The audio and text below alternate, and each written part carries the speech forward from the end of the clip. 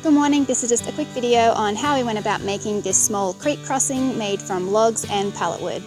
For this project I used both the pallet palings and the stringers. For this small bridge I used 6 stringers each side. To make these beams I first drill out a hole larger than the shank of the screw.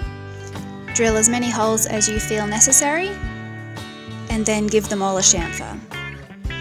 I overlap the stringers roughly in half, give them a bit of a mark, grab your PVA glue and cover in the first half,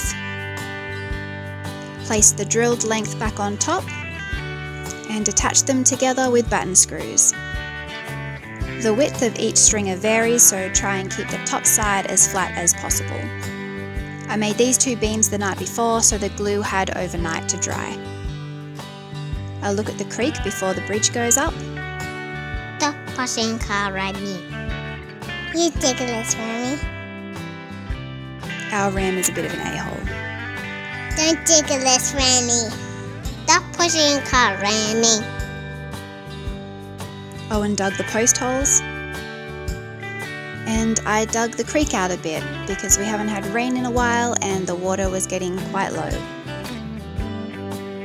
I spaced the posts, keeping the paling length in mind. After the 4 posts went in, I moved on to attaching the beams. Pre-drilled and chamfered 2 holes either end. I used extra long decking screws to attach these.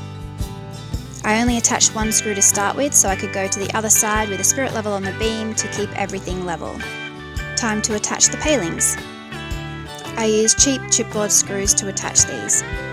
I didn't need to cut the palings because I already kept that in mind earlier. I just staggered them slightly to make them look a little more interesting.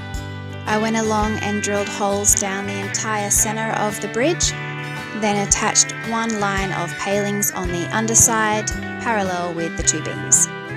This took away any of the flex that was in some of the thinner palings and it really held everything nice and secure. Now that we've had some rain and the creek has some water in it, this is now one of our favourite places to sit of an afternoon. Doing a bit of a jump test.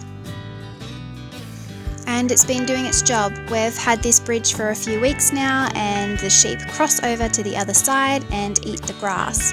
Before they never crossed at all. I'll put the written instructions on my website and I'll link that in the description box below. If you're interested in building with pallets or cheaper materials, then you might want to check out some of my other videos.